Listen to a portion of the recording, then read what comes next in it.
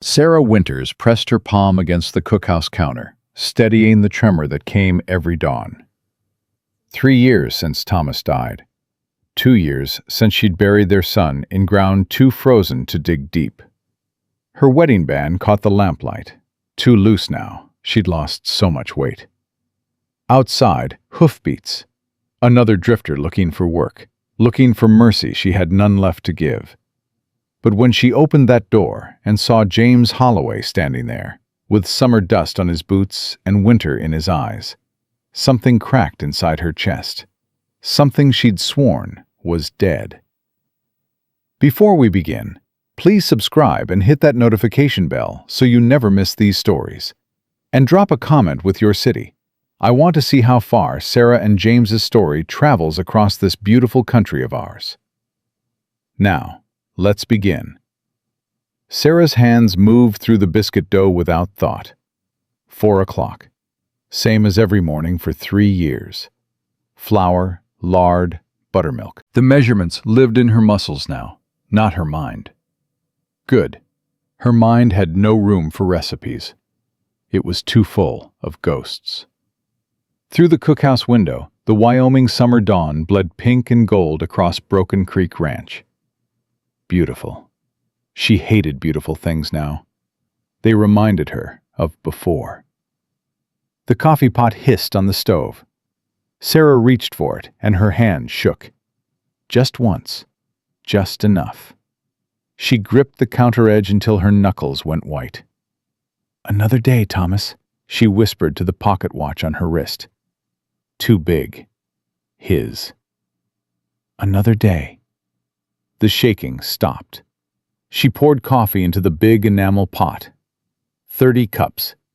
30 men who'd be stomping through that door in 2 hours, hungry and loud and alive. So alive, it made her chest hurt. Hoofbeats outside. Slow. Deliberate. Sarah didn't look up. Drifters came through twice a week in summer. Hank would hire them or send them packing. None of her concern. She just cooked. The hoofbeats stopped. Still, she didn't look. 30 biscuits cut and laid on the pan. Bacon sliced. Eggs ready. Everything the same. Same kept you breathing. Change killed you. 3 sharp knocks. Sarah's hands stilled in the flour. Ranch hands never knocked. They barged in at 6:30, tracking mud and making demands. Knocking was different. She wiped her palms on her apron, unlocked the door, opened it 6 inches. The man on her porch was tall. That's what she noticed first. 6'2", maybe more. Broad through the shoulders despite the dust-covered duster that hung loose on his frame. He'd been riding hard, dazed by the look of him. But it was his eyes that made her breath catch. Gray, storm cloud gray, and looking at her like he could see straight through to the hollow place where her heart used to be. "Morning, ma'am." His voice was rough, quiet, respectful. "I'm looking for work. Ranch boss around?" British accent slipped out before she could stop it. 3 years in Wyoming, and it still surfaced when she was rattled. "Mr. McAllister won't be up for 2 hours." She moved to close the door. He didn't push forward, but he didn't step back either. Just stood there, hat in his hands, waiting. "Smells like someone's been working since 4, he said. Sarah's jaw tightened. "I manage the cookhouse. It's different. 30 men to feed. Alone. Every day." He paused, tilted his head slightly. "That's not managing, ma'am. That's surviving." The words hit like a fist. Sarah's mask slipped. Just for a second. Just long enough for him to see. His expression didn't change. No pity. No judgment. Just recognition. Like calling to like. "Coffee's hot," she heard herself say. "If you're hungry." "I am. Thank you." "Mrs. Winters. Sarah Winters." She touched the watch at her wrist. "Widowed." "James Holloway." He stepped across the threshold carefully. like a man who knew he was invading sacred space. "Just James." Sarah poured coffee. Her hands didn't shake. "Interesting." "Sit." He sat at the far end of the long plank table, removed his hat. Dark hair curled over his collar, too long. His face was hard-angled, sun-weathered, but young, 30 maybe. Too young for the shadows she saw in those gray eyes. Sarah set the cup in front of him, stepped back quickly. "You come far?" "Far enough." He wrapped both hands around the cup, savoring the warmth despite the summer heat. "Montana. Heard there might be work here." "Might be." Sarah turned back to her biscuits. Safer to have her hands busy. "Mr. McAllister's fair. He'll test you first." Expected. Silence, but not uncomfortable. Just two people existing in the same space, both too tired to pretend. "You run into trouble in Montana?" Sarah asked, because she knew trouble when she saw it. The coffee cup paused halfway to his mouth. "What makes you ask that?" "Most men don't ride 3 days straight unless they're running from something, or toward it." Long pause. Then, "Neither. Just time to move on." Liar. But Sarah understood lies. She told herself one every morning. Told herself she was fine. She pulled a biscuit from the cooling rack, set it on a plate with bacon and gravy, slid it across the table. "Here, you look like you need it." James stared at the food like he'd never seen a biscuit before. "Ma'am, I can't pay." "Didn't ask you to." She turned away, but she heard it. That small sound of satisfaction when he took the first bite. The sound of a man who'd been hungry. Really hungry. "Best biscuit I've ever had." "Don't flatter the cook." Wasn't flattery. He looked up, caught her gaze. Just truth. Something in his voice made her chest tight. When was the last time someone had spoken truth to her? Real truth, not the careful platitudes people offered widows. "It's just flour and lard, Mr. Holloway. Nothing special." "Then you've never been hungry enough to know the difference." The words hung between them. Sarah felt his eyes on her back, felt the question he wasn't asking. What made you hungry? What are you running from? Boots on the porch steps saved her from answering. Heavy footsteps, multiple men. "That's Mr. McAllister," Sarah said, "and Red Finnegan. You'd best go talk to them before the hands come in for breakfast." James stood, left coins beside his empty plate.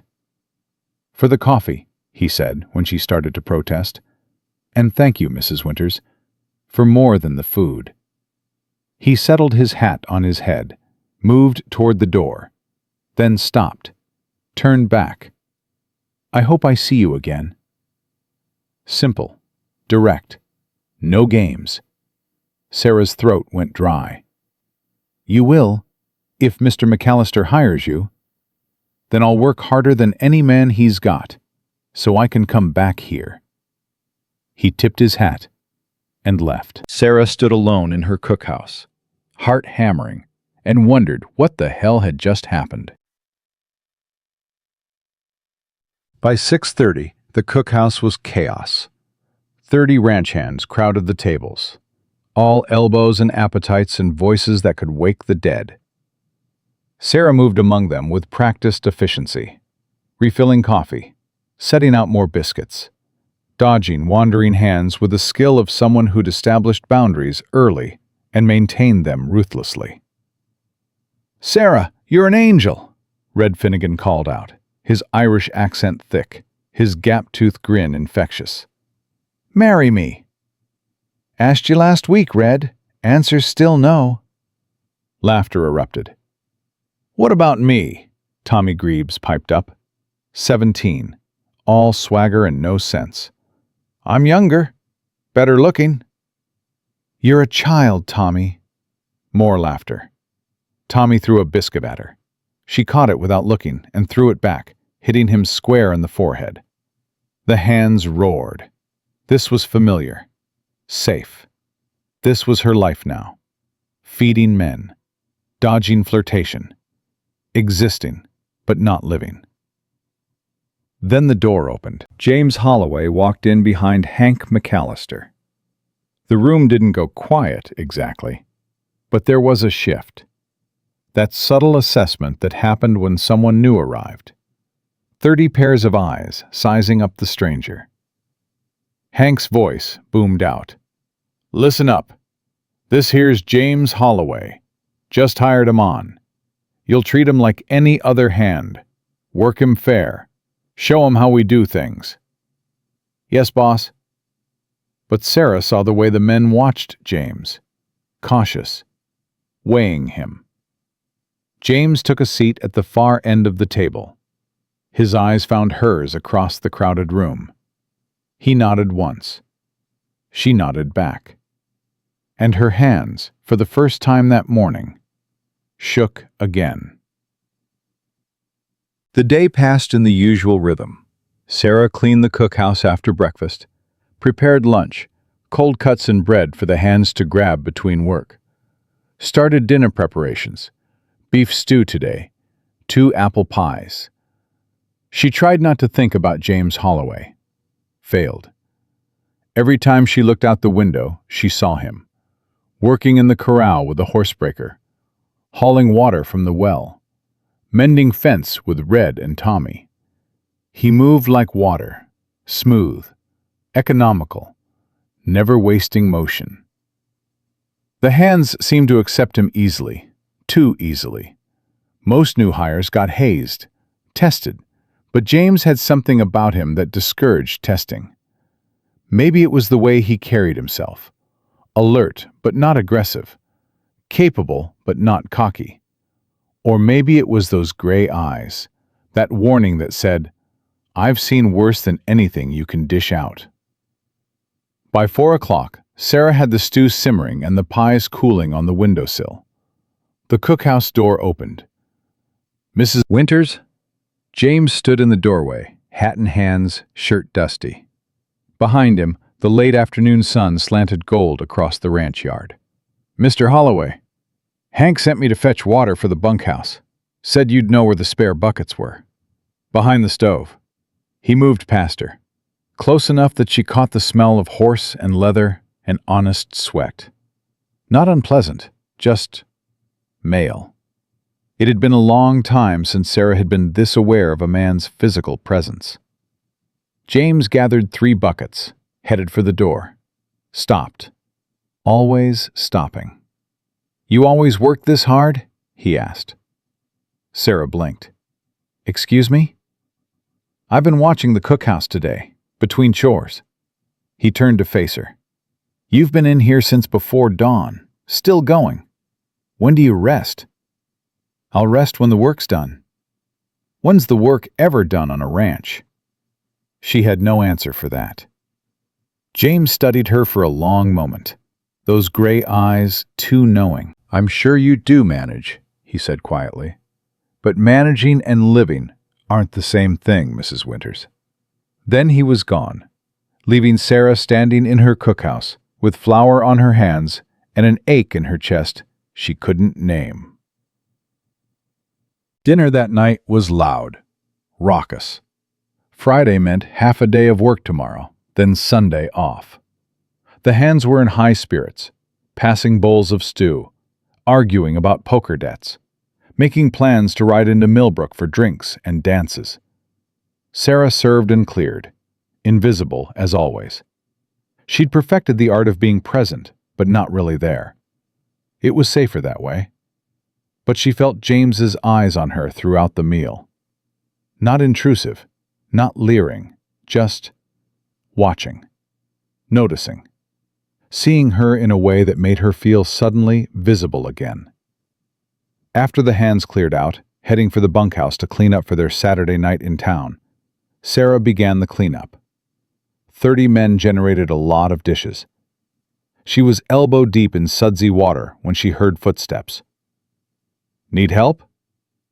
James stood in the doorway for the third time that day, sleeves rolled up, looking uncertain in a way he hadn't all day. "I've got it." "I know you've got it. The question is whether you'd accept help if it was offered." Sarah turned to face him fully. Water dripped from her hands. "Why would you offer?" "Because you fed me this morning when you didn't have to." He stepped inside. "Because you've been on your feet for 14 hours. And because—" He paused, looked uncomfortable. "Because you look like you could use someone in your corner, even for just a few minutes." The honesty of it stunned her. Most people wanted something, a favor, a flirtation, a way in. James seemed to want nothing except to repay a kindness. "I don't need help," Sarah said, but her voice was softer now. "Everybody needs help sometimes." James picked up a dish towel. "I'll dry, you wash. We'll be done twice as fast." She should refuse, should maintain distance, boundaries. But her feet ached, her back hurt, and the idea of finishing even 10 minutes sooner was too tempting. "Fine, but you don't have to." "I know I don't have to." He positioned himself beside her, close but not crowding. "I want to." They worked in silence for a while, falling into an easy rhythm. Sarah washed, James dried. The simple domesticity of it felt strange, comforting, like a memory of something she'd lost long ago. "How long have you been at Broken Creek?" James asked eventually. 3 years. "You like it here?" "It's work. It pays." "That's not what I asked." Sarah scrubbed harder at a stubborn pot. "It's fine. Mr. McAllister's fair. The hands are decent enough. I have a roof and food." "But do you like it?" She set the pot down with more force than necessary. "What do you want me to say, Mr. Holloway? That I'm thrilled to cook for 30 men 7 days a week? That this is what I dreamed about as a girl in England?" "No." His voice was calm, unruffled by her sudden anger. "I want you to be honest, even if it's just for a minute." The gentleness in his voice nearly undid her. Sarah turned away, stared out the window at the darkening ranch yard. When was the last time she'd been honest about anything? "I needed work," she said finally, voice barely above a whisper. 3 years ago, I had nothing. No family, no money, nowhere to go. Mr. McAllister took a chance on me. So yes, I'm grateful." She touched the watch at her wrist. "And no, it's not what I imagined for my life. But it's what I have, and that's enough." "What happened 3 years ago?" The question was quiet, careful, giving her space to refuse. She should refuse, should shut this down. Instead, "Thomas, my husband. Typhoid fever." One word at a time. 6 weeks after we arrived in Wyoming. Before that, her voice cracked. Before that, our son. Stillborn. I was 7 months along. The silence was heavy. Sarah kept her back to him, couldn't bear to see pity in those gray eyes. "I'm sorry." And he sounded like he meant it. "I lost people too. Different circumstances. But I know what it's like to be the only one left." Sarah's hands stilled in the water. She turned slowly, really looked at him, and saw her own grief reflected in those gray eyes. The same hollow emptiness, the same survivor's guilt. "How do you—" She swallowed hard. "How do you keep going?" "You just do. One day at a time. One meal, one sunrise, one foot in front of the other." James dried the last plate, set it carefully on the stack. "And you hold on to the people who remind you there's still something worth living for." "Is that why you're here? Looking for something worth living for?" "Maybe." He met her eyes. Or maybe I'm just tired of running. The vulnerability in those words cracked something open in Sarah's chest. She understood running, understood the exhaustion that came from never staying in one place long enough to heal. "Mr. Holloway." "James, please." James. His name felt strange on her tongue. Intimate. "Why did you really come here, to this ranch?" He was quiet for a long moment. Then, "Because I heard it was a good place. Honest work. Decent people." He paused. "Because I'm tired of being alone. And because—" He met her eyes, steady, sure. "Because maybe it's time to stop running and start living. Like you said, managing and living aren't the same thing." They stood there in the gathering dusk, the cookhouse warm and quiet around them. Sarah felt something shift inside her, a loosening of the tight knot of grief and fear she'd carried for 3 years. "Thank you," she said quietly, "for the help."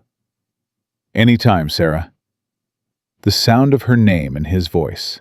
No Mrs. Winters, just her name, soft and careful, sent warmth flooding through her. Dangerous warmth. The kind that led to hoping, and hoping led to hurting. "You should get some rest," she said, pulling back, rebuilding walls. "Tomorrow's another workday." "So should you." "I will." But they both knew she was lying. She'd stay up another hour, preparing for tomorrow, keeping her hands busy so her mind couldn't wander into dangerous territory. James seemed to understand. He settled his hat on his head, moved toward the door. Stopped. Always stopping. "Good night, Sarah." "Good night, James." Then he was gone. And Sarah was alone again in her cookhouse, with nothing but the memory of his voice and the terrifying realization that for the first time in 3 years, she wanted to stop running too. Saturday dawned, clear and hot. Summer in Wyoming meant early starts and long days. The heat came fierce by noon. Sarah woke at 4:30, earlier than usual. Couldn't sleep. Her mind kept circling back to gray eyes and gentle questions, and the way James had said her name. Like it mattered. Like she mattered. Dangerous thoughts. She dressed quickly, splashed cold water on her face from the basin, braided her hair tight. The cookhouse was still dark when she arrived. She lit the lamps, started the fire, set coffee to brew, reached for the flour tin, and her hand shook. Not just a tremor this time, a full shake. Sarah gripped the counter, closed her eyes, breathed. "Another day, Thomas," she whispered to the watch. "Another—" The door opened. Sarah spun around, heart hammering. James stood in the doorway, fully dressed despite the early hour, looking sheepish. "I woke up early," he said. I thought maybe you could use help with breakfast. Then maybe you could actually rest for a few hours." "You should be resting. You worked hard yesterday." "So did you. Harder." He rolled up his sleeves. "Come on, show me what to do." She should refuse, should send him away, maintain independence. But the truth was she was tired. Bone tired. Soul tired. And the idea of sharing the load, even for one morning, was impossibly appealing. "Fine, but if you burn my biscuits, you're buying me new flour." His grin was sudden and transformative, lighting up his whole face. "Deal." They worked together as the sun rose, Sarah teaching James the rhythm of the cookhouse, when to flip the pancakes, how much bacon to fry, the trick to keeping eggs from sticking. He was clumsy at first, clearly more comfortable with horses than cookware. But he learned fast, didn't complain when he inevitably made mistakes. "I think this one's more charcoal than pancake," he said ruefully, holding up a blackened disaster. Sarah laughed. Actually laughed. The sound surprised her. "That's for the chickens. Try again. Watch the heat." "Yes, ma'am." By the time the hands began trickling in at 6:30, breakfast was ready. And Sarah felt lighter than she had in months. James had made her laugh 3 times, shared stories of his terrible attempts at cooking over campfires, managed to produce a stack of pancakes that were only slightly lopsided. The hands seemed surprised to see James in the cookhouse, but quickly decided it was a good thing. More food served faster, and Sarah actually smiling for once. "Holloway's got her laughing," Red whispered loudly to Tommy. "Think he's courting her?" "Shut up, Red," Sarah called out, not even turning around. "I can hear you." "Sorry, Sarah." James just shook his head, unbothered by the teasing. When breakfast was done and the hands had scattered, he helped her clean up again, moving with more confidence now that he knew where things went. "Thank you," Sarah said as they finished. "You didn't have to do this." "I wanted to," James replied simply. "And now you've got a few hours to yourself. What will you do with them?" Sarah realized with a start that she had no idea. When was the last time she'd had actual free time? "I don't know." "Come for a walk with me." "What?" "A walk." He gestured toward the window where sunlight sparkled on summer grass. "It's a beautiful morning. You've been cooped up in this cookhouse since dawn yesterday. Come outside for an hour." Every instinct told her to refuse. Walking together would be intimate, would mean conversation, revelation, connection, all the things she'd spent 3 years avoiding. But James was looking at her with such hopeful earnestness, and the sun did look beautiful, and she was so tired of saying no to everything that might possibly bring her joy. "All right," she heard herself say. 1 hour. His smile made her breath catch. 1 hour. Sarah grabbed her shawl, the blue one, her mother had woven it, and let James offer his arm. She took it, and together they walked out into the Wyoming summer morning. 2 wounded people, taking the first careful step towards something that terrified them both. Something that felt dangerously like hope. They walked the eastern fence line, where the grass rolled away toward distant mountains. Sarah hadn't been out here in months, maybe longer. She'd forgotten how big the sky was, how the air smelled different away from the cookhouse, like sage and warm earth and possibility. James's arm was solid under her hand, steady, real. "Tell me about before," he said, after they'd walked in silence for a while. "Before Thomas died, what was your life like?" Sarah hesitated.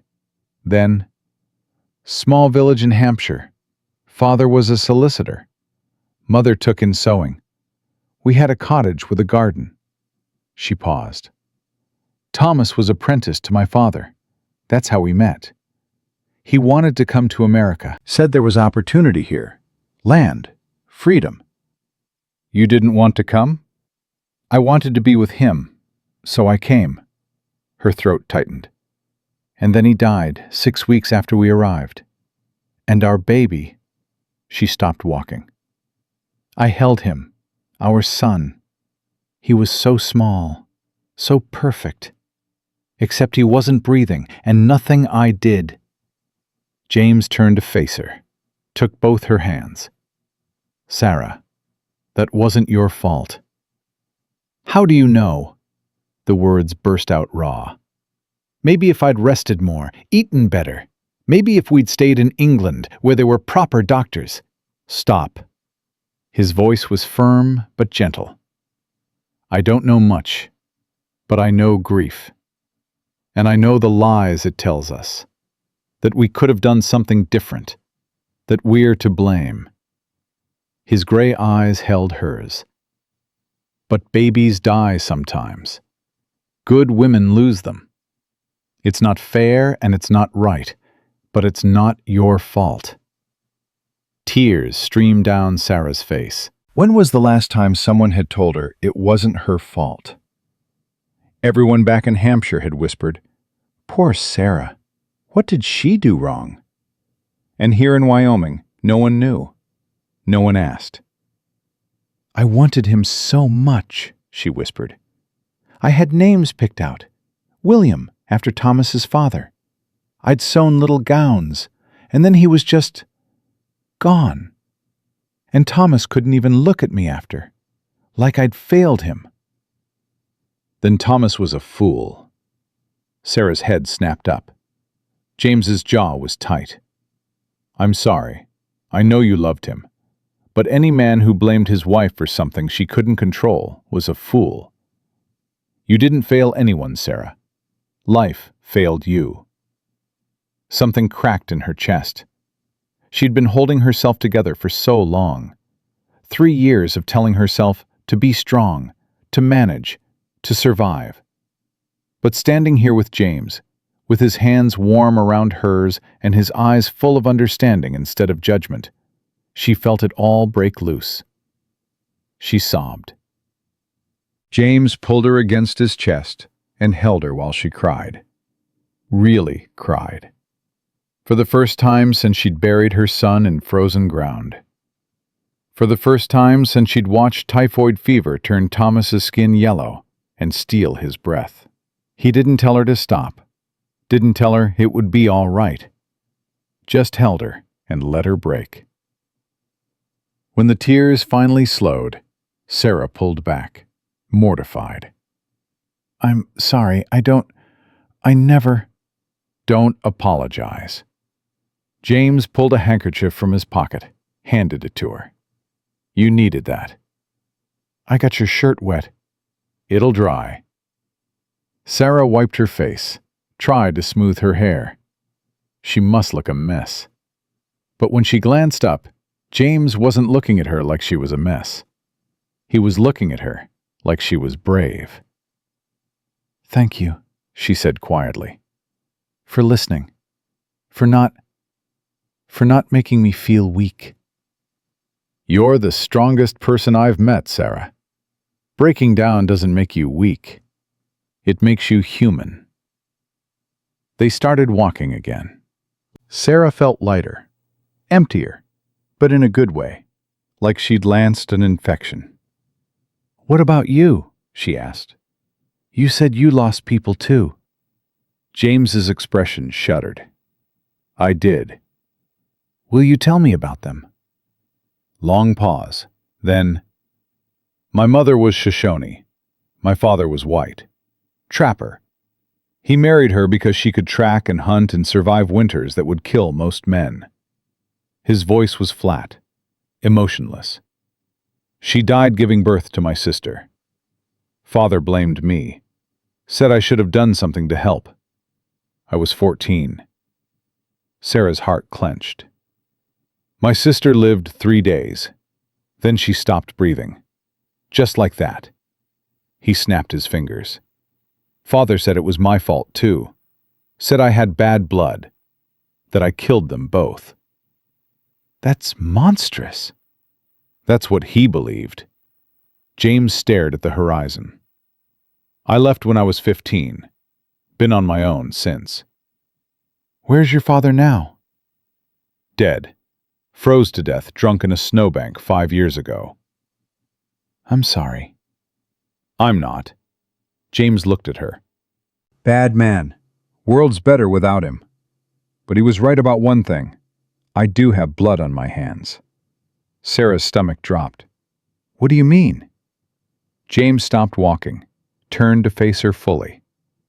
"Sarah, there are things about my past, things I did, that I'm not proud of. And I need you to know that before this goes any further." "Before what goes any further?" "This."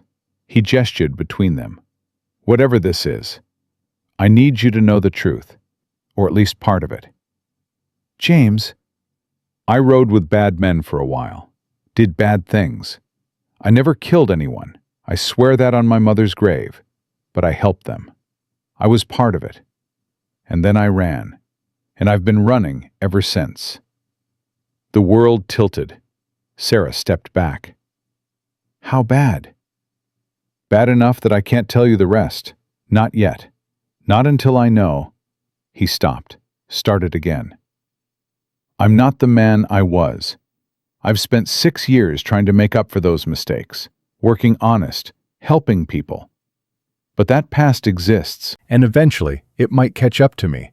Are you in danger right now? I don't think so. I've been careful, changed my name, stayed away from places I used to run. He met her eyes.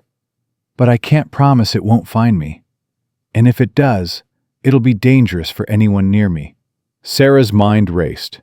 Outlaw past. Running. Danger. She should walk away.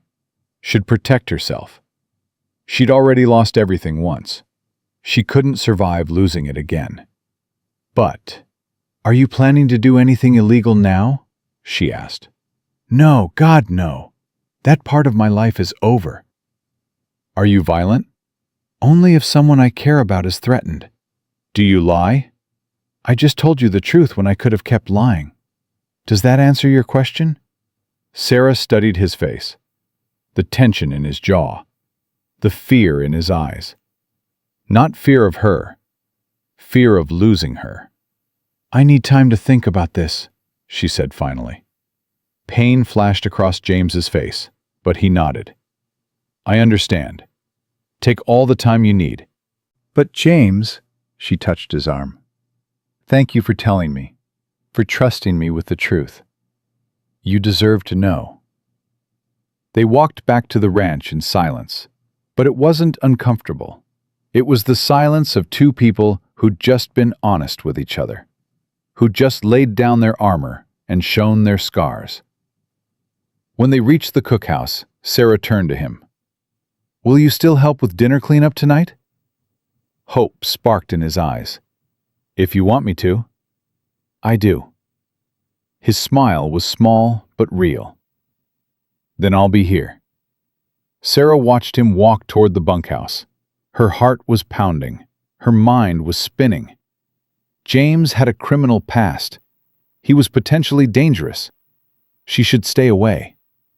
But when she thought about walking away from him, from the way he looked at her and listened to her and made her feel seen again, she couldn't do it. Maybe she was a fool. Maybe she'd regret this. But for the first time in 3 years, she felt alive. And that was worth the risk. The afternoon passed quickly. Sarah prepared dinner with hands that didn't shake. Her mind kept circling back to James's confession. Outlaw past. Bad things. Running for 6 years. She should be terrified. Should report him to Marshal Garrett in town. Instead, she felt curious and strangely protective. He'd been 15 when he ran away, barely more than a child. Desperate, alone. And someone had taken advantage of that, had used him. Sarah knew about being used, about being desperate. She couldn't judge him for surviving the only way he knew how. By 5:30, dinner was ready. Beef stew, fresh bread, the apple pies from yesterday's baking. The hands filed in right on time. Loud, hungry, covered in dust from a day of fence mending. James came in with Red and Tommy. Caught her eye. She gave him a small smile. His shoulders relaxed. Dinner was its usual chaos. Sarah served and cleared and kept the coffee flowing. But tonight she felt different. Less like a ghost moving through the room, more like a person. Because James was watching her. Not staring, not leering, just aware of her. Noticing when her coffee pot got low before she did. Moving plates toward her so she didn't have to reach. Small things. Considerate things. The kind of things a man did when he cared. Sarah. Hank McAllister's voice cut through the noise. Got a minute? Of course, Mr. McAllister. She followed him outside. The evening air was cooling. Stars were starting to emerge. "I wanted to thank you," Hank said, "for whatever you said to Holloway this morning. He's been working like a man possessed all day. Good work, fast, smart." "I didn't say anything special." "Maybe not, but he's different around you. Lighter." Hank studied her face. "You're different too. Haven't seen you smile in 3 years. Saw you smile twice today." Sarah's cheeks heated. "I was just being friendly." "Sarah," Hank's voice gentled. "I knew Thomas. Good man. Bit rigid, but good. And I know you loved him." He paused. "But he's been dead 3 years. You're allowed to live again." Tears pricked her eyes. "James Holloway's a good man," Hank continued. "I can tell. Been doing this long enough to read people. He's got a past. Everyone does. But he's trying to do right now. That's what matters." "How do you know he has a past?" "Same way you do. It's in his eyes, in the way he moves, like he's always expecting trouble." Hank clapped her shoulder gently. "All I'm saying is, give him a chance. Give yourself a chance. Life's too short for anything else." He walked away, leaving Sarah standing alone under the emerging stars. Give him a chance. She already was. That's what terrified her. Inside, the hands were finishing up, pushing back from tables, thanking her for the meal, filing out to their evening activities: poker, drinking, sleeping. James stayed. Of course he did. When the last man left, he picked up a dish towel without a word. They worked side by side, in comfortable silence, until Sarah finally spoke. "I thought about what you told me." James's hands stilled. And I'm not walking away." His head snapped toward her. "You're not?"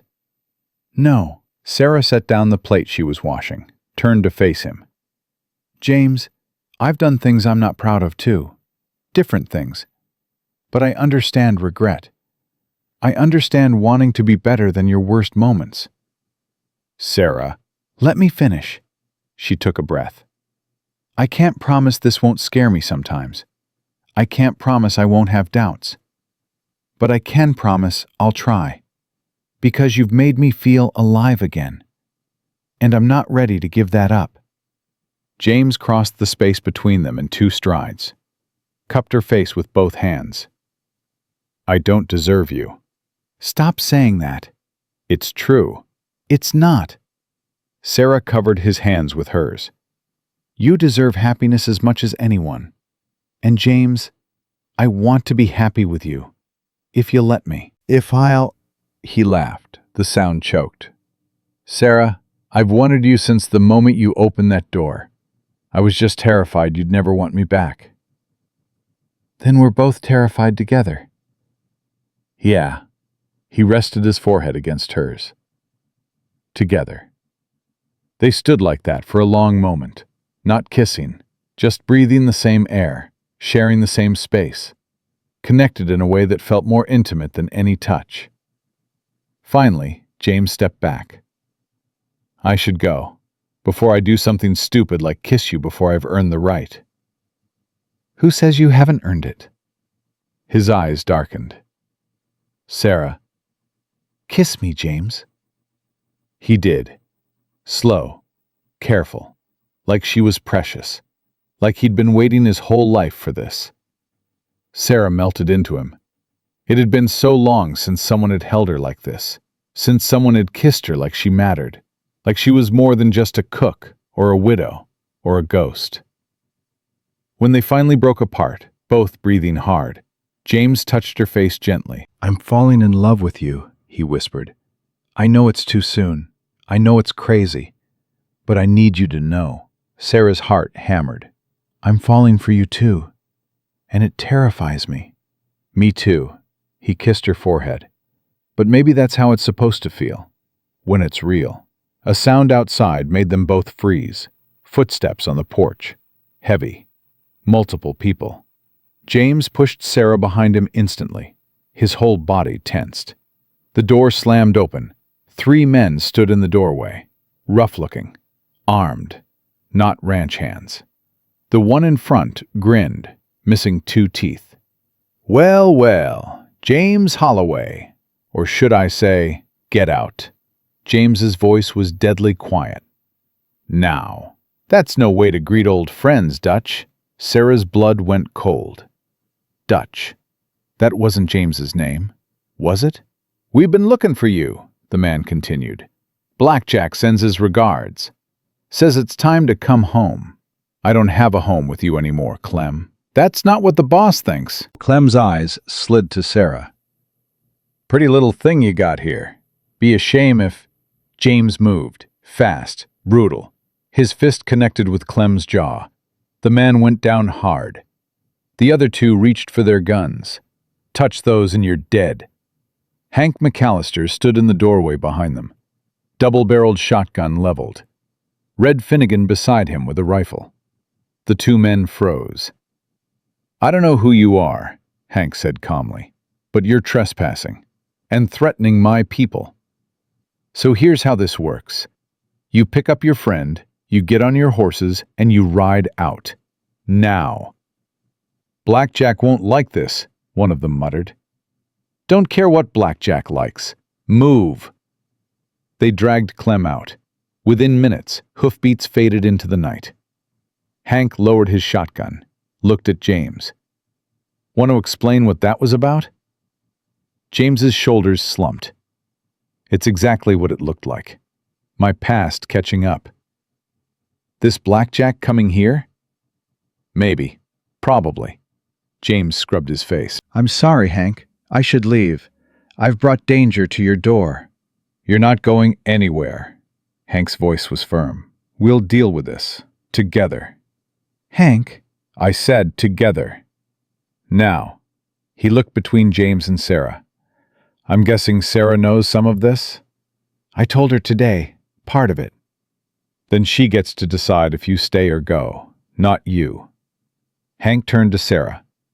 "What do you want?" Sarah's mind was reeling.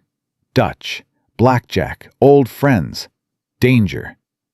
But when she looked at James, she saw terror in his eyes. Not for himself, for her. He'd put himself between her and those men without hesitation. "He stays," Sarah said. Her voice was steady, sure. "Whatever's coming, we face it together." James's eyes filled with tears. "Sarah." "Together," she repeated. "That's what we said. So that's what we'll do." Hank nodded. "All right then. We'll double the watch tonight. Post guards. And tomorrow, we ride into town.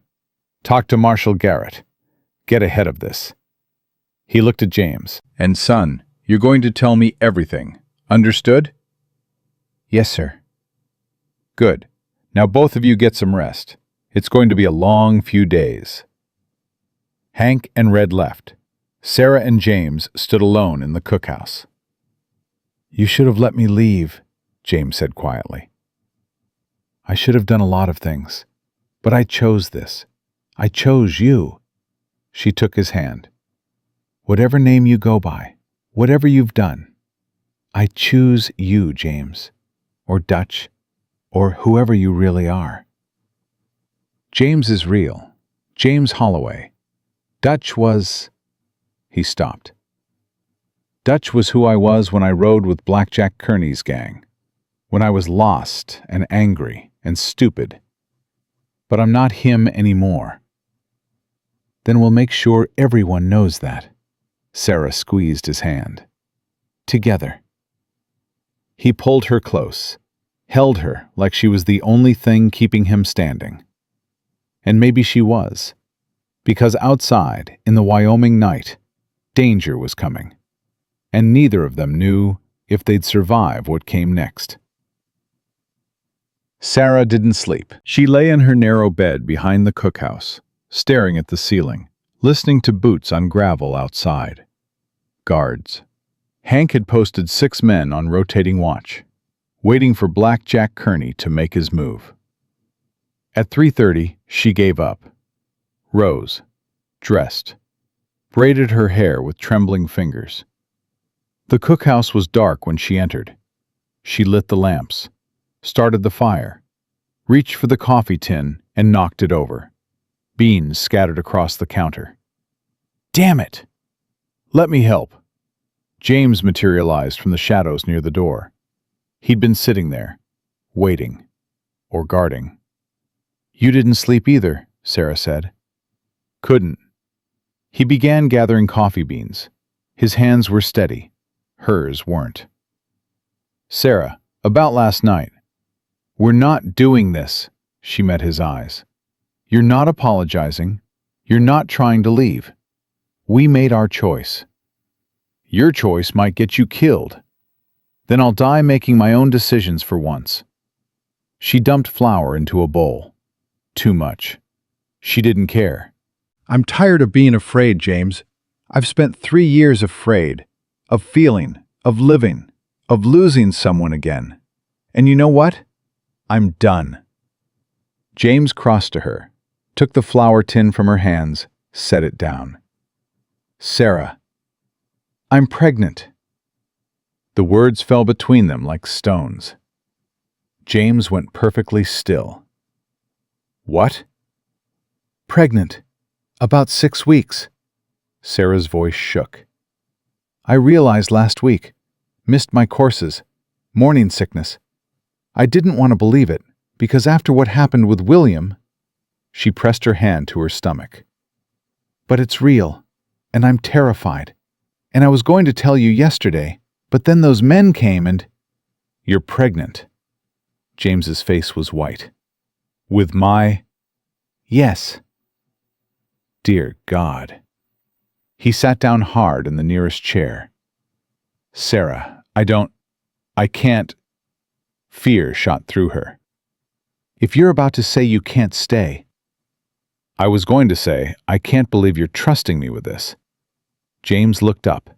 His eyes were wet. "After losing William. After everything." His voice broke. "You're giving me a chance to be a father?" Sarah's throat closed.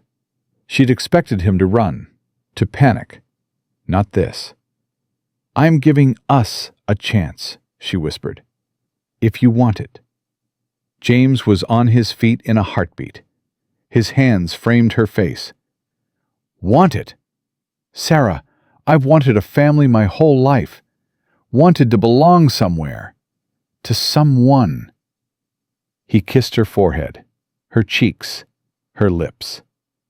"But not like this. Not with you in danger because of me." "Then we fix the danger."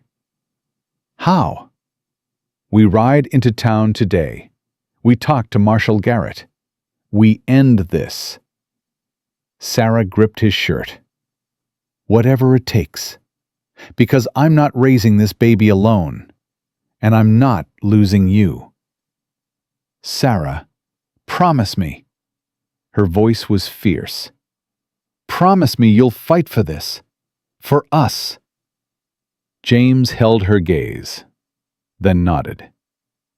"I promise." Footsteps on the porch made them break apart. Red Finnegan burst through the door, breathing hard. "Sarah, James, Hank wants you. Now." They followed Red to the main house. Every hand was assembled in the yard, armed, tense. Dawn was just breaking, painting everything blood red. Hank stood on the porch, grim-faced. "Got word from town. Marshal Garrett's dead. Throat cut sometime last night." Sarah's stomach dropped. "Blackjack?" James asked. "That's the assumption." Hank's jaw tightened. "Deputy's taken over. Name's Carlton. Young, inexperienced. He's asking for help." "It's a trap," James said immediately. "Blackjack wants me to ride into town, away from the ranch, away from protection." "Maybe. Or maybe Garrett knew something, and Blackjack silenced him." Hank looked at James. "Either way, you need to decide. Stay here and wait for them to come, or go to town and try to end this." James glanced at Sarah. She gave a tiny nod. "I'll go." James's voice was steady. "But Sarah stays here, protected." "No," Sarah stepped forward. "I'm coming." "Absolutely not. James, I'm not negotiating." She turned to Hank. "I'm coming." He needs someone who can testify to his character. Someone the town knows. That's me. "Sarah, you're—" James stopped. Couldn't say pregnant in front of 30 men. "I'm decided," she crossed her arms. "Unless you plan to lock me in the cookhouse?" Red snorted. "Good luck with that, Holloway. Sarah once blackened Clem Bishop's eye when he got handsy. She can take care of herself." "This isn't the same—" "No, it's not." Sarah's voice softened. "But I'm still coming. Together, remember?" James looked like he wanted to argue. Then his shoulders sagged. Together. They rode out an hour later. James, Sarah, Hank, Red, and Tommy Greaves.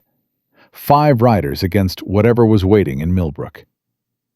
The town was 2 hours west. Small, dusty. One main street lined with clapboard buildings. General store, saloon, marshal's office, church. When they arrived, people were gathered outside the office, murmuring, worried. Deputy Carlton stood on the steps, maybe 25, pale, shaking. "Mr. McAllister," he nodded to Hank, "appreciate you coming." "What happened?" "Garrett was making rounds last night. Found him this morning behind the saloon. Throat cut. Clean. Professional." Carlton's voice trembled. "There's more. Someone ransacked his office, took files, wanted posters." James went rigid. "Any idea what they were looking for?" Hank asked. "No, sir, but—" Carlton glanced at James. "Sir, I need to ask. You're new in town. Garrett mentioned a few days ago he was looking into someone new at Broken Creek Ranch. Said the man looked familiar." The world tilted. "You think I killed Marshal Garrett?" James's voice was dangerously quiet. "I think I need to ask where you were last night." "At the ranch, all night, 30 witnesses." "Can anyone confirm you didn't slip out?" "I can." Sarah stepped forward. "He was with me, all night." It wasn't quite true, but close enough. Carlton's eyebrows rose. "Mrs. Winters, are you calling me a liar, deputy?" "No, ma'am, but—" "James Holloway is a good man." Sarah's voice rang clear. "He works hard, he's honest, and he's been nothing but respectful to everyone at the ranch. Whatever you think you know about him, you're wrong." A murmur ran through the crowd. Then a voice called out, "That's because you don't know what he really is, lady." Sarah turned. An old man stood at the edge of the crowd, weathered, one-eyed, grinning. "Name's Pike," he said. "Rode with Blackjack's gang for 15 years. And I recognize that boy." He pointed at James. "That's Dutch Holloway, one of the best thieves Jack ever trained. Robbed banks from here to Montana." The crowd erupted. "That true?" Carlton's hand went to his gun. James didn't move, didn't speak. Sarah's heart hammered. Say something. Deny it. But James just stood there, face blank, like he'd expected this. "It's true," he said finally. "I rode with Blackjack Kearney. 7 years ago. I was 18. Stupid. Angry. And yes, I helped rob banks in stages. But I left. 6 years ago. And I've been clean since." "You're wanted in 3 territories," Pike said, still grinning. "Murder, armed robbery, assaulting an officer. Blackjack kept you protected all these years. But now?" He shrugged. "Now you're just a payday." Carlton drew his gun. "James Holloway, you're under arrest." "Hold on." Hank stepped between them. "You got proof of these charges?" I got Pike's testimony. Pike's a known criminal, Red interjected. His word ain't worth spit. And I got this. Carlton pulled a folded paper from his pocket, opened it. A wanted poster. James's face, younger, harder, but unmistakably him. Wanted for murder in Montana Territory. $5,000 reward. Sarah couldn't breathe. Murder. James said he'd never killed anyone. He'd sworn it. She looked at him. His face was gray. That's a lie, James said. I never killed anyone. Says here you shot a bank manager in Helena. Man died 3 days later. I shot him in the leg to stop him from shooting my... James stopped. To stop him from shooting someone else. He was alive when we left. If he died later, that wasn't murder. That was infection or bad doctoring or... That was you pulling the trigger. Carlton's voice hardened. You're under arrest. Anyone interferes, they're arrested too. Hank's hand moved toward his gun. Don't. James's voice was sharp. Don't make this worse. Carlton's right. I'm wanted. I broke the law. He looked at Sarah. I'm sorry. I should have told you everything. Should have... Shut up. Sarah's voice was shaking. Just shut up. She turned to Carlton. I want to see that poster. He handed it over. Sarah read it. Every word. Murder. Armed robbery. Assault. $5,000. Wanted dead or alive. Her hands trembled. Then she noticed the date at the bottom. 1879. 4 years old. This is 4 years old, she said. Where's the recent activity? Recent crimes? Ma'am, if he's such a dangerous criminal, where are the new charges, the new warrants? She looked at Pike. You said Blackjack protected him. Why would Blackjack protect someone who left the gang? That doesn't make sense. Pike's grin faltered. Unless, Sarah continued, her mind racing. Unless James was working for the law. Unless that's why he left. That's why there are no new charges. Because he made a deal. James's eyes widened. Carlton went very still. Is that true? Hank asked. Holloway, were you working for Garrett? James stopped, looked at Sarah. Yes, Marshal Garrett approached me 6 months ago. Said if I helped him catch Blackjack, he'd clear the old charges, get me a pardon. That's why I came to Millbrook. To be close enough to gather information when Blackjack inevitably came looking for me. The crowd murmured. And you didn't tell anyone? Carlton demanded. Garrett said keep it quiet. Said if word got out, Blackjack would know. Would run. James's voice was hollow. Now Garrett's dead. The files are gone.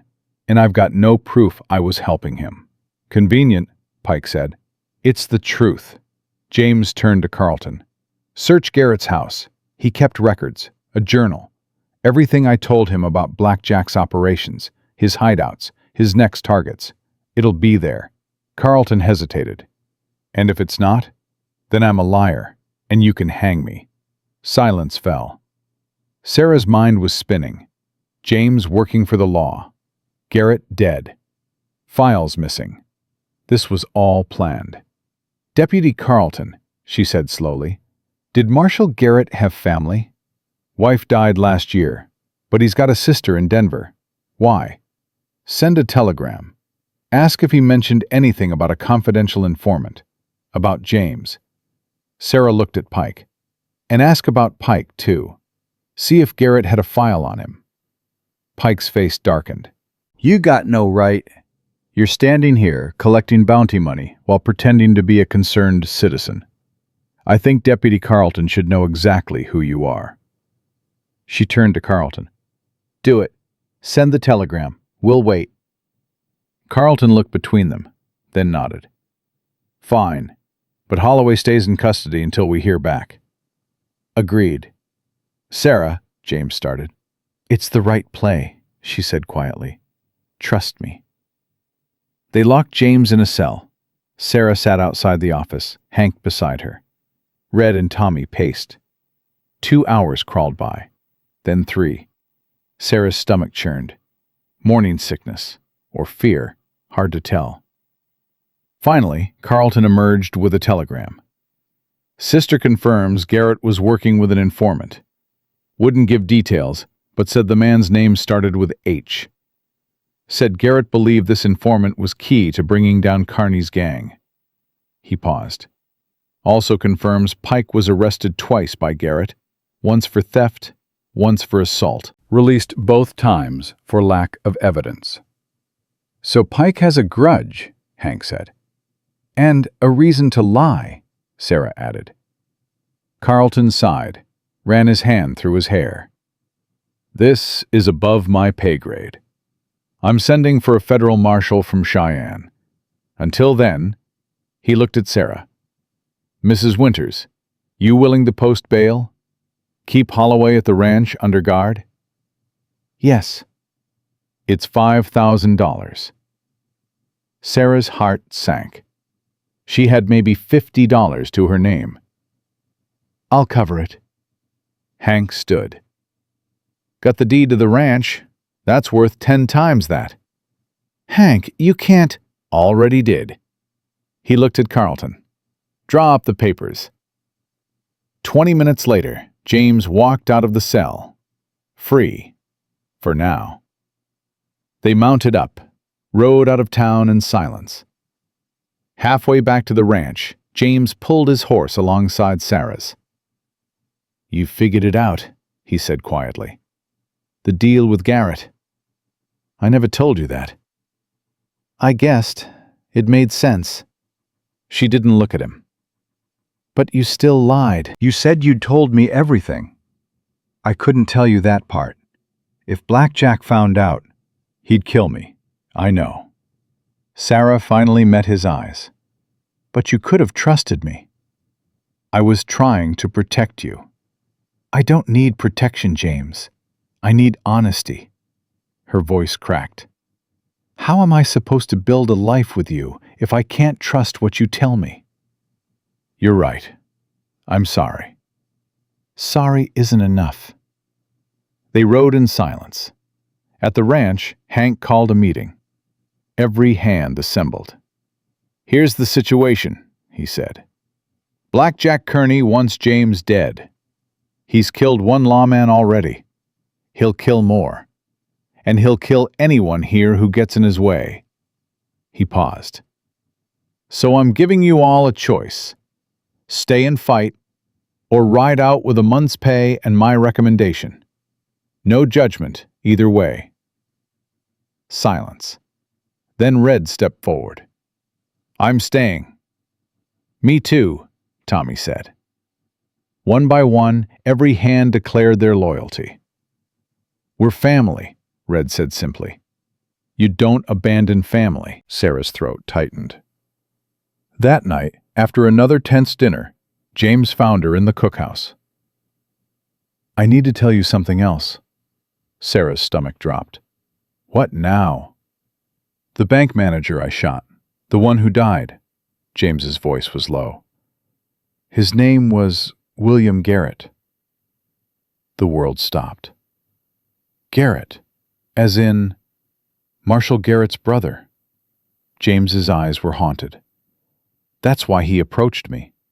Not just to catch Blackjack, to get close to me, to decide if I deserved to die for killing his brother. And 6 months ago, he decided I'd suffered enough, that I'd changed enough, that revenge wasn't worth destroying a man trying to do right. James swallowed hard. He told me that 3 days before he died. Said he forgave me. Sarah sat down hard. Does Carlton know? Not yet, but he will. Someone will tell him. Probably Pike. James knelt in front of her. Sarah, I understand if this is too much. If you can't, stop. She took his face in her hands. Stop assuming I'll leave. Stop assuming I'm not strong enough for this. You're the strongest person I know, but this is our life now. Messy, complicated, dangerous. She pressed her forehead to his. But it's ours, and I'm not giving up on it. On you. On us. Even with the baby? Especially with the baby. Her hand went to her stomach. Because our child deserves to know their father. Deserves to see that people can change. That mistakes don't define you. James's hands covered hers over her belly. I don't deserve you, he whispered. Too bad. You're stuck with me. They held each other in the quiet cookhouse. Two broken people choosing love over fear, hope over despair. Outside, night fell over Wyoming, and somewhere in the darkness, Black Jack Kearney was coming. But for now, for this moment, Sarah and James had each other, and that would have to be enough. The warning came at dawn, a single rifle shot echoing across the valley. Then silence. Sarah bolted upright in bed.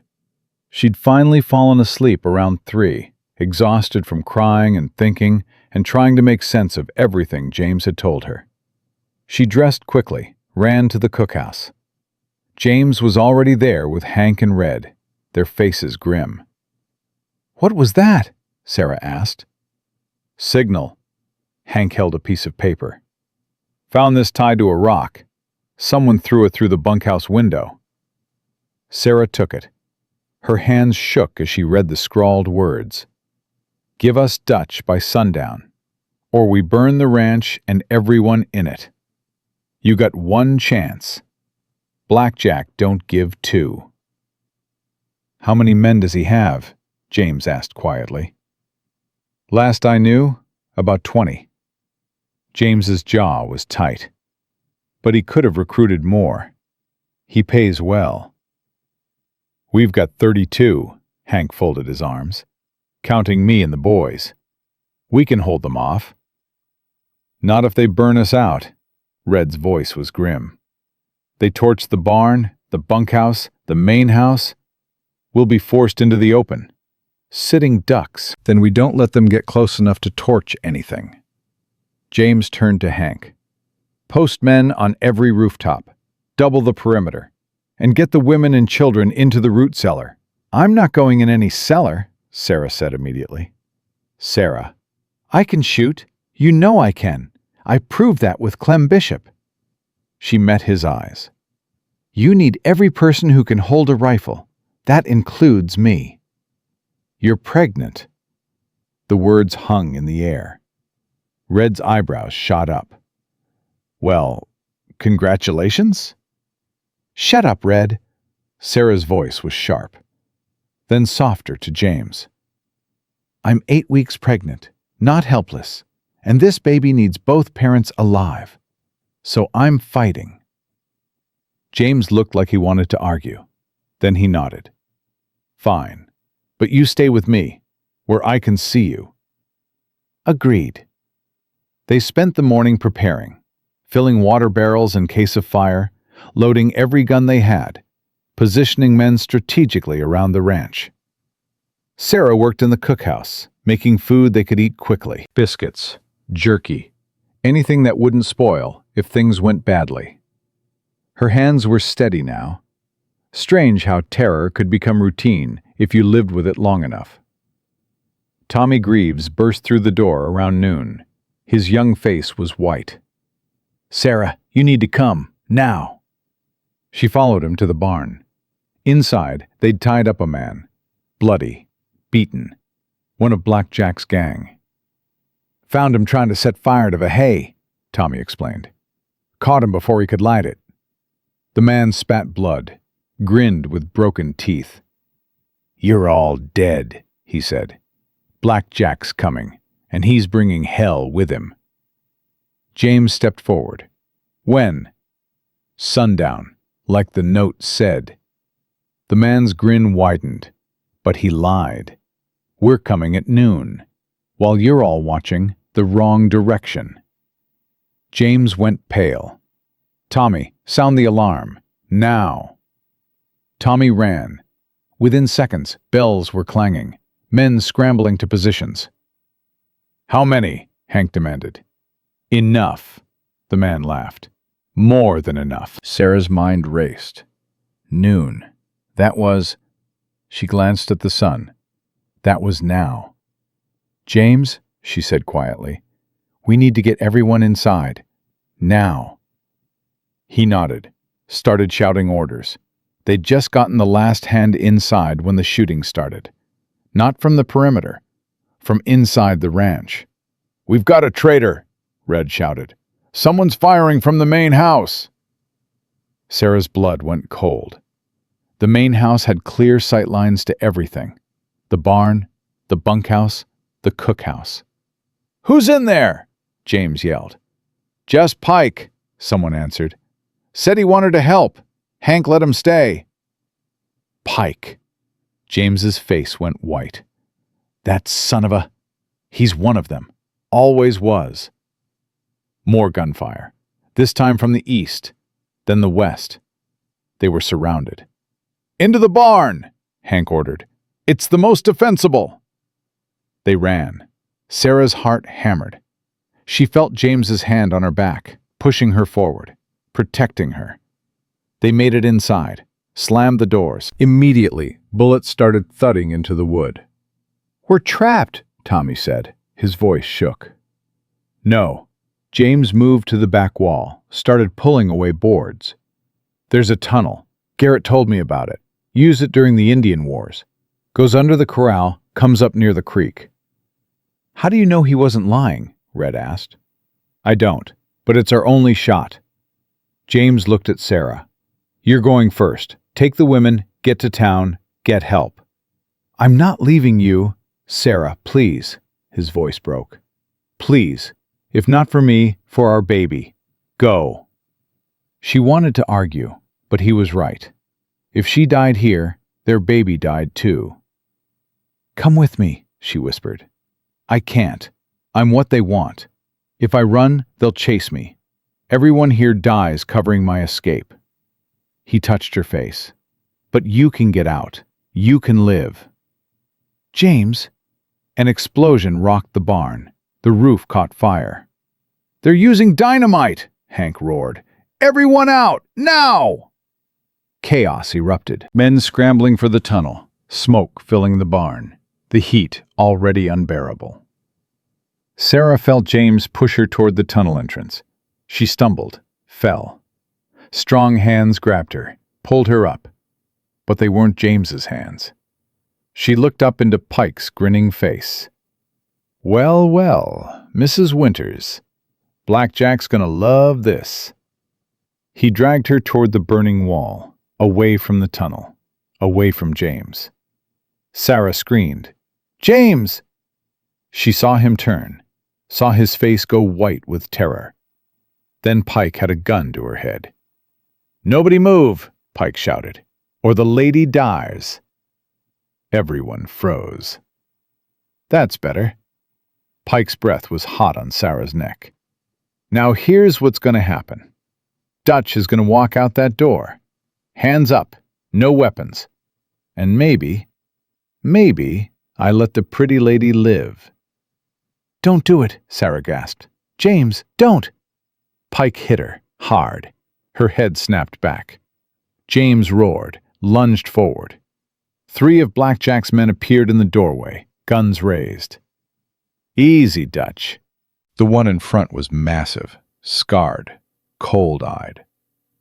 "Do what Pike says, or we kill everyone, starting with her." This had to be Blackjack. James stopped, raised his hands. "Let her go," he said, voice deadly calm. "This is between you and me, Jack. Always has been." True enough. Blackjack stepped into the burning barn like he had all the time in the world. "You betrayed me, Dutch. Testified against my boys. Got 3 of them hanged. 2 more rotting in prison. They deserved it. They killed innocent people. They were family. Blackjack's voice was soft, dangerous. And you broke the most important rule. You don't betray family.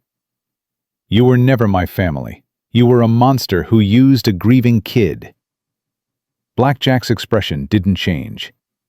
Maybe, but that grieving kid learned real good. Learned how to rob, how to fight, how to survive.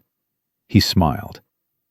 I made you, Dutch, and now I'm gonna unmake you. Fine, but let everyone else go first. No. Blackjack looked at Sarah, at Pike holding her. She stays. Insurance. The rest can run. I only want you. How do I know you'll keep your word? You don't, but you ain't got a choice.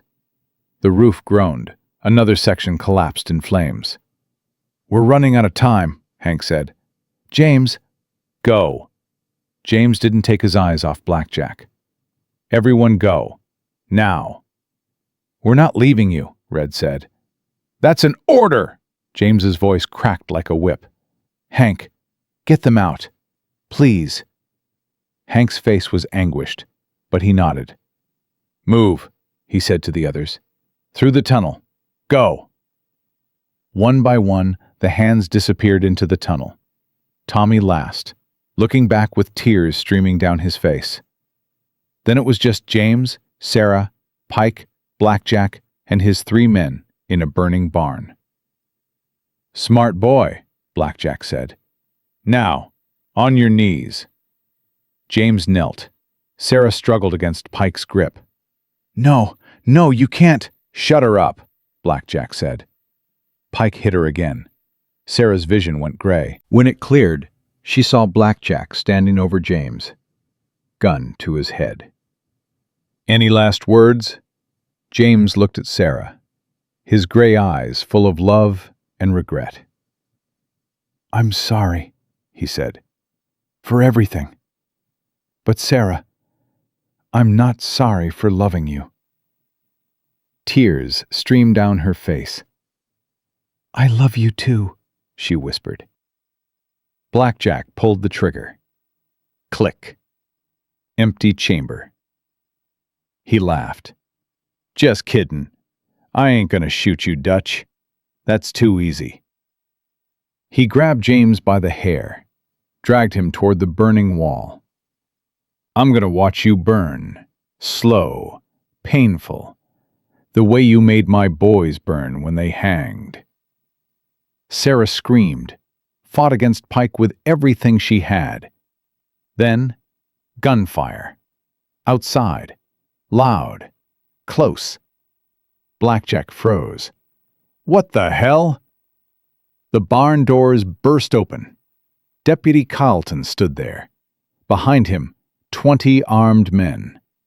Federal marshals by the look of them. Drop your weapons, Carlton shouted. You're surrounded. Blackjack's face twisted with rage. He swung his gun toward Sarah. If I can't have Dutch, nobody gets. James moved, fast, brutal, threw himself between Blackjack and Sarah. The gun went off. James jerked, stumbled. Blood bloomed across his shirt. No! Sarah's scream was inhuman. Pike loosened his grip in shock. Sarah tore free, ran to James as he fell. She caught him, lowered him to the ground. No, she sobbed. James, stay with me. Please stay with me. His eyes were unfocused. Blood poured between her fingers as she pressed on the wound. Sarah, he breathed. The baby. The baby's fine. You're going to be fine. We're all going to be fine. She was babbling now, hysterical. You can't leave me. You promised. You promised we'd do this together. I'm sorry.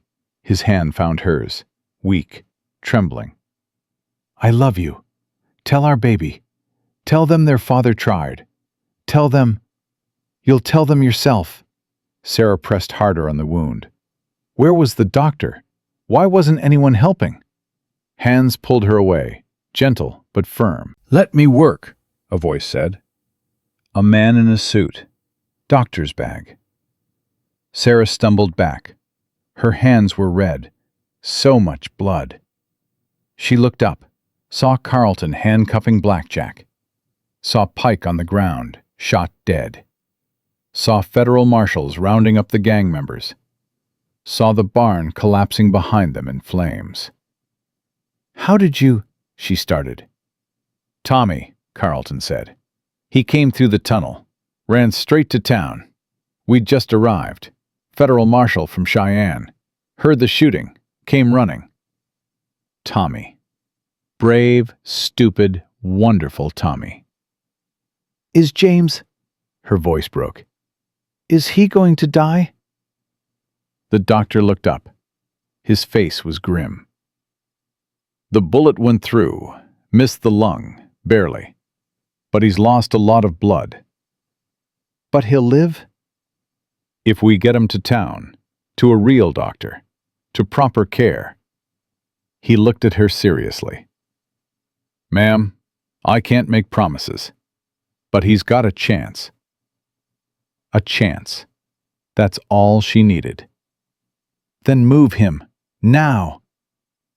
They fashioned a stretcher, loaded James onto a wagon. Sarah climbed in beside him, cradling his head in her lap. His eyes fluttered open, found hers. "Still here," he whispered. "Still here," she echoed. "And I'm not letting you go. You understand? You don't get to die on me, James Holloway. Not after everything." "Bossy." A ghost of a smile touched his lips. "You love me anyway."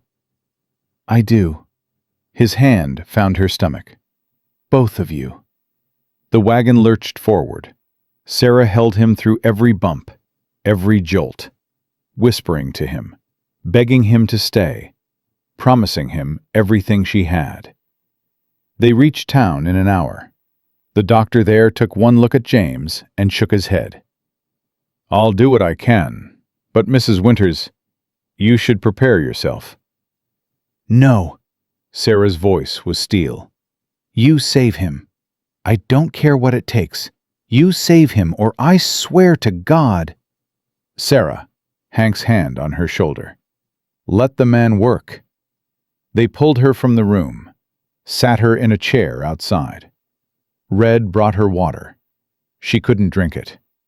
Tommy sat beside her, silent, crying.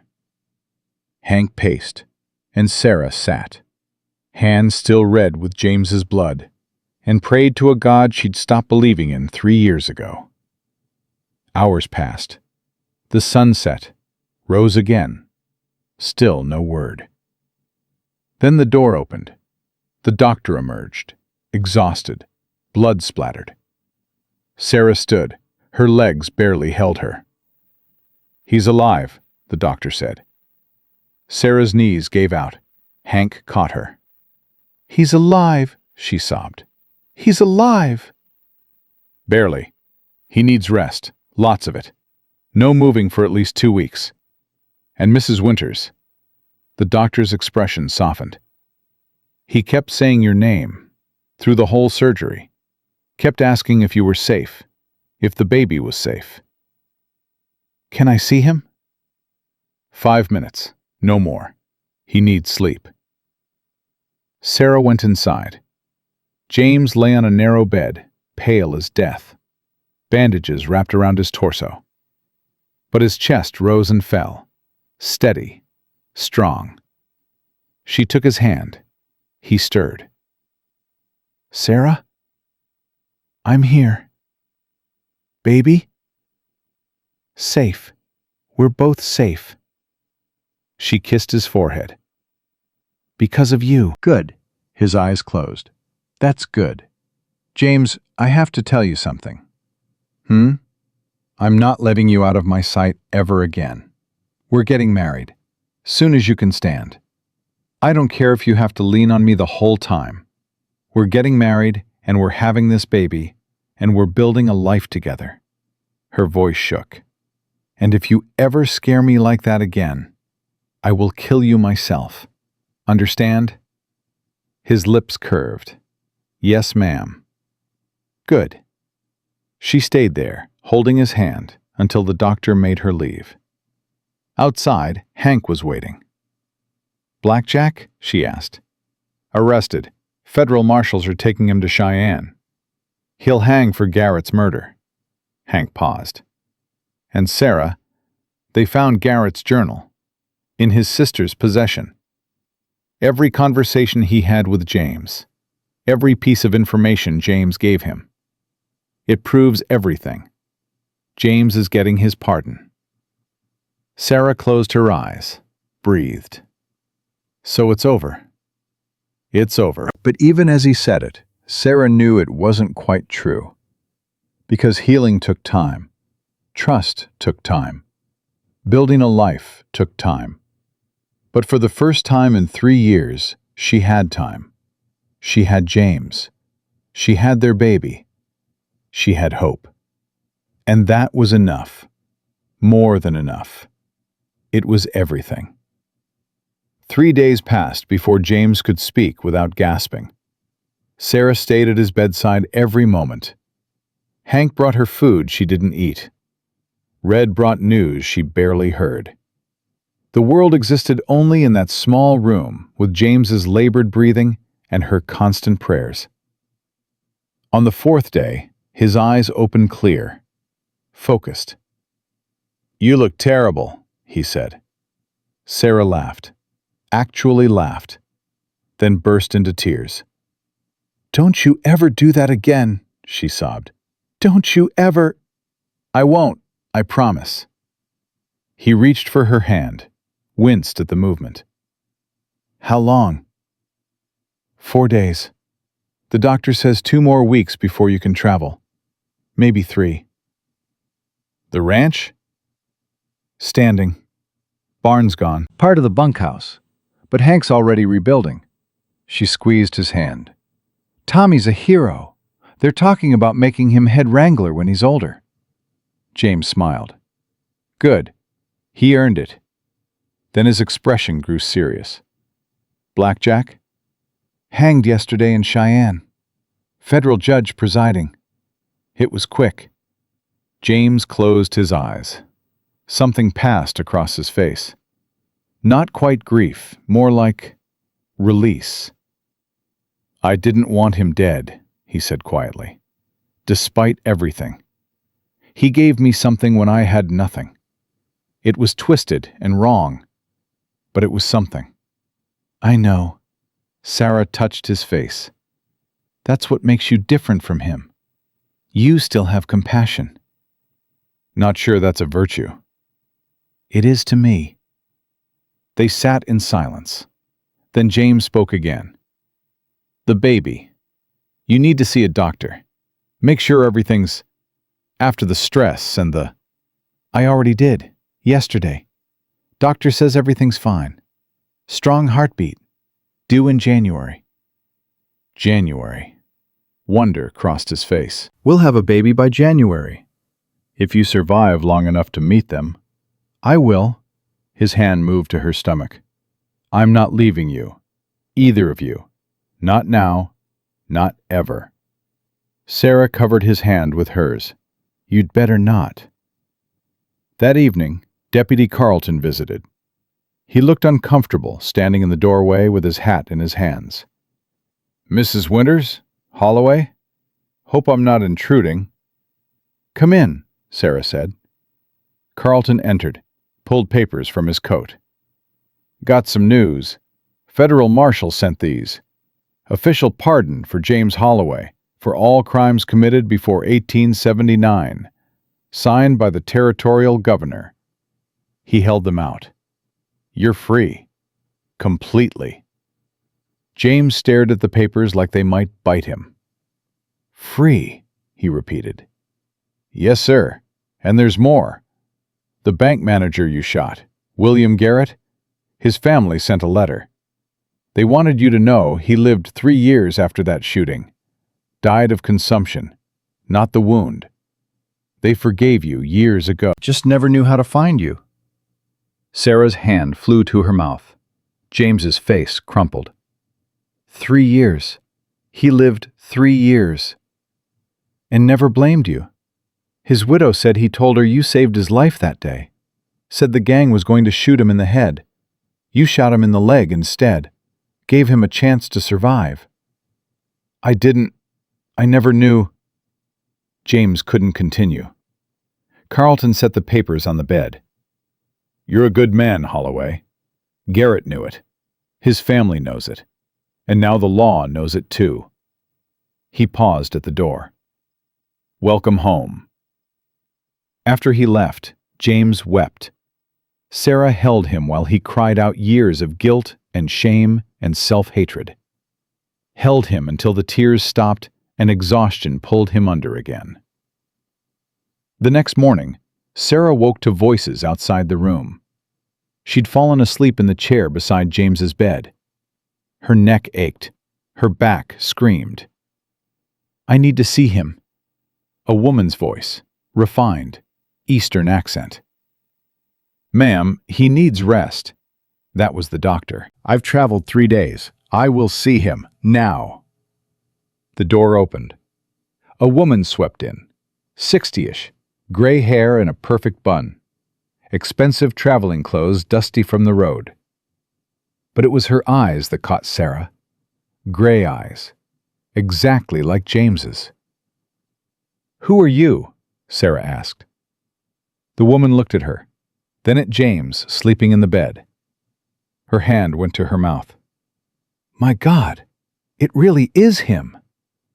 She moved closer, reached out, stopped herself. I'm Clara Holloway, James's aunt, his mother's sister. The room tilted. His aunt, Sarah repeated. He said he had no family. He thought he didn't. When Mary, his mother, died, I searched for him, for years. But his father told everyone the boy had died too. I only learned the truth 6 months ago, when I hired investigators. Clara's voice shook. They tracked him to Montana, then here. But every time I got close, he'd moved on.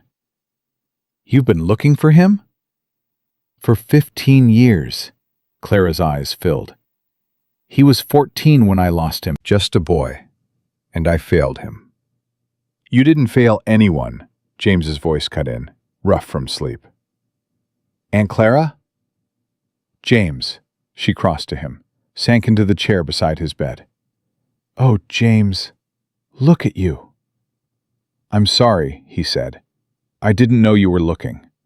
Father said, he said you didn't want me, that nobody did.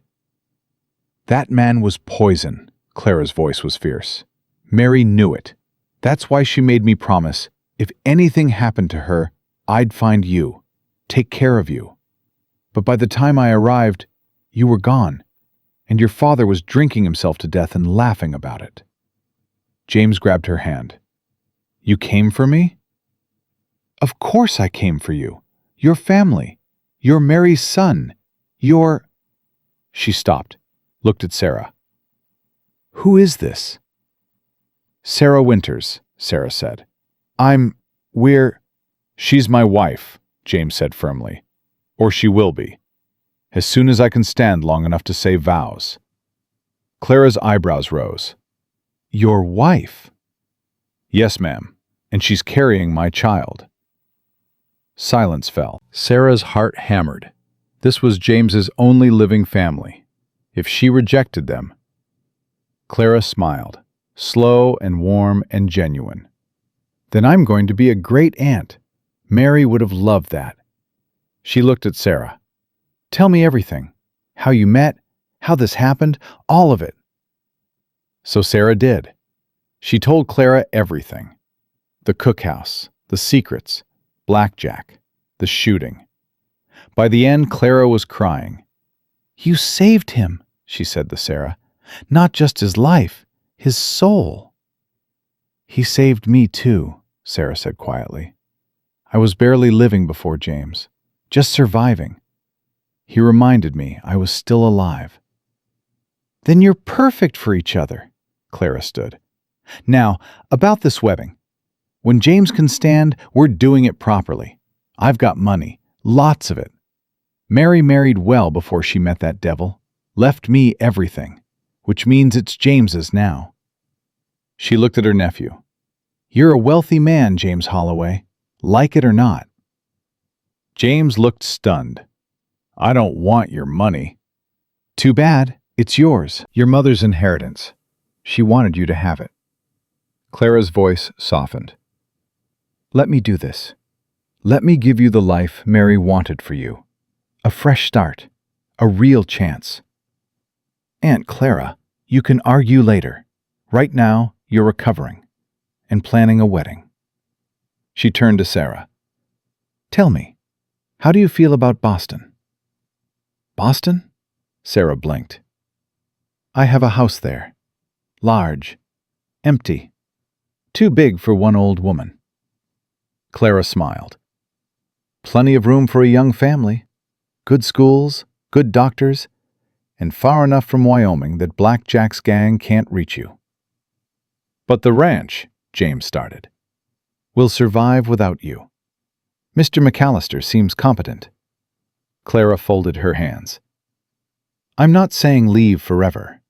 I'm saying take time. Heal. Let your wife have this baby somewhere safe. Then decide what you want to do. Sarah looked at James. He looked back. She saw the longing in his eyes, the hope, the fear. What do you want? She asked him quietly. I want you safe. I want our baby safe, he swallowed. But Sarah, I'm not educated. I can barely read. I don't belong in Boston society. Then learn, Clara interrupted. I'll hire tutors. You're smart, James. Mary was brilliant. You have her mind. Use it. I'm a ranch hand. You're my nephew. You're Mary's son. You're whatever you choose to be. Clara's voice was steel. Stop deciding who you are based on who you were. That's not how life works. Sarah felt tears on her cheeks. This woman, this fierce, loving woman who'd searched for 15 years, who refused to give up. We'll go, Sarah said. For a year, maybe 2. Let James heal. Let me have the baby. Then we'll decide. Sarah, James protested. It's the right choice. She took his hand. You risked everything for me. Let me give you this, a chance at something more, a real education, real opportunities for our child. James looked between them, then nodded slowly. All right, we'll try. Clara beamed. Excellent. Now, about that wedding. I'm thinking next week. Small. Intimate. Just family and close friends. Sarah, we'll need to find you a dress. I have my mother's wedding dress, Sarah said. I brought it from England. Never thought I'd wear it again, but...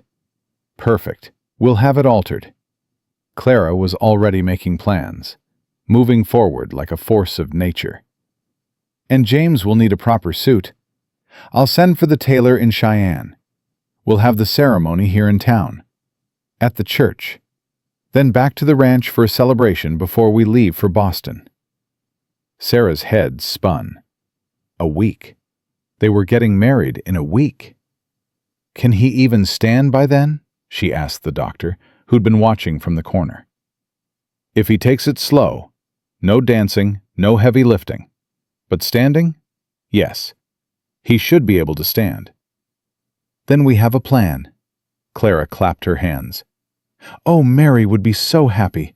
Her son finally getting the life he deserves. That night, after Clara had left to arrange accommodations in town, Sarah sat with James in the quiet room. Are you sure about this? He asked.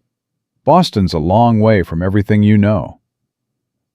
I left England for Thomas. I'll go to Boston for you. She touched his face.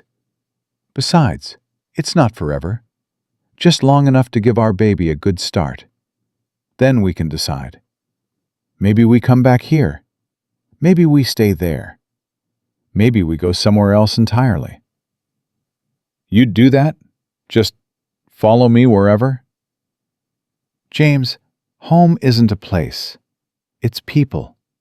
It's you. She kissed him gently. Wherever you are, that's home. He pulled her close as his injuries would allow. I love you, he whispered. I don't say it enough, but I do. So much it scares me. I love you too, even when you're being stupid and heroic. He laughed, winced. No more heroics, promise. Liar. Yeah, probably. They held each other as night fell over Millbrook. Outside, the town was rebuilding. The ranch was healing. And somewhere in Boston, a new life waited. But none of that mattered right now. Right now, there was just this. Just them. Just love. The wedding took place 6 days later. James could stand, but barely. Sarah had to hold his arm to keep him steady. But he was there, alive, whole. The church was packed. Every ranch hand from Broken Creek. Half the town. Clara in the front row, crying openly. Hank gave Sarah away, gruff and proud. Red stood as best man, gap-toothed grin splitting his face. Tommy carried the rings, solemn with responsibility. The preacher kept it short, seeing how James swayed on his feet. Do you, James Holloway, take this woman? I do. He didn't wait for the full question. I absolutely do. Laughter rippled through the congregation. Eager, are we? The preacher said dryly. I've been waiting my whole life for her, not waiting another second. More laughter. Sarah felt tears streaming down her face. Then by the power vested in me, I pronounce you man and wife. You may. James kissed her before the preacher finished. Deep, thorough, the kind of kiss that promised forever. When they broke apart, the church erupted in cheers. Took you long enough, Holloway, Red shouted. Best decision I ever made, James called back. The celebration at the ranch was loud and joyful.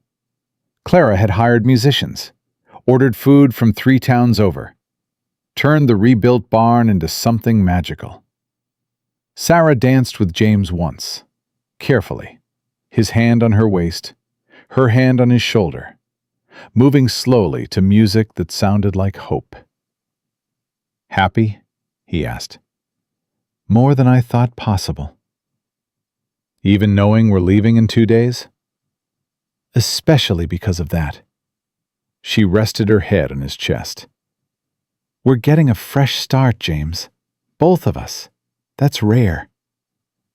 I'm terrified I'll fail you. You won't. And even if you stumble, we'll figure it out. Together. Together, he echoed. I like that word. Good, because you're stuck with it now. They swayed together under the Wyoming stars, 2 broken people who'd found wholeness in each other. Later, after the guests had left and the ranch had settled into sleep, Sarah and James stood outside the cookhouse. Her cookhouse. The place where it had all started. I'm going to miss this, she said quietly.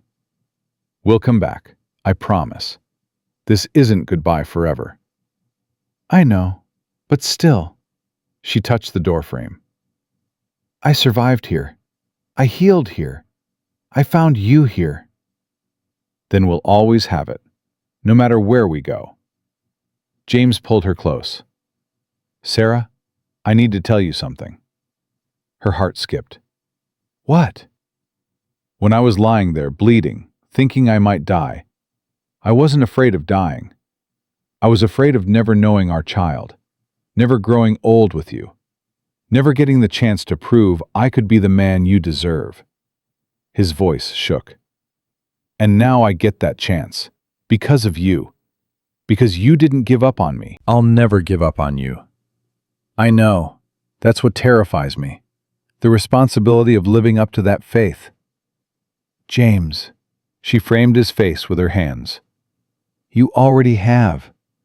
Every day you choose to be better than you were. Every day you choose love over fear. That's all I need. That's all? That's everything. He kissed her, soft, sweet, full of promise. When they broke apart, dawn was breaking, pink and gold across the Wyoming sky. New day, James said. New life, Sarah added.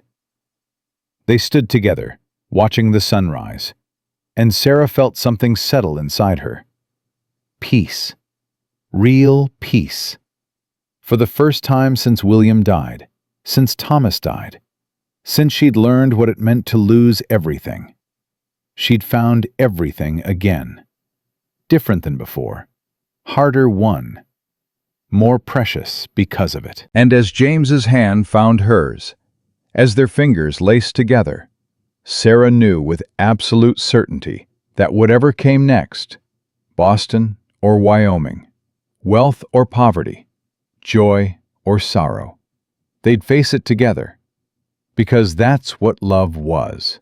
Not the absence of fear, but the courage to face fear with someone worth fighting for.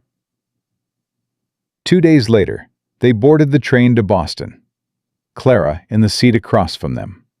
The Wyoming plains rolling past the window, getting smaller, disappearing. But Sarah didn't feel sad. She felt ready. Ready for whatever came next.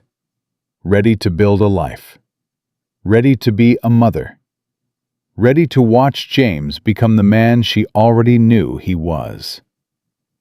The train whistle blew, the wheels clacked on the tracks, and Sarah leaned her head on James's shoulder, one hand on her stomach, where their baby grew, the other in his. No regrets? James asked quietly. Sarah looked up at him, at his gray eyes full of love and hope and lingering fear that maybe this was all a dream. Not a single one, she said. You? Only that I didn't find you sooner. We found each other when we needed to. That's what matters. He kissed the top of her head. Yeah, that's what matters. And as the train carried them toward their future, Sarah closed her eyes and smiled. She'd come to Wyoming 3 years ago with nothing but grief and a carpet bag full of ghosts. She'd survived. She'd endured. She'd learned to manage. But James had taught her to live again. And now they had everything. Love, hope, family, and a future bright with possibility. Sarah Holloway, née Winters, pressed her hand to her stomach and whispered a promise to the baby growing there.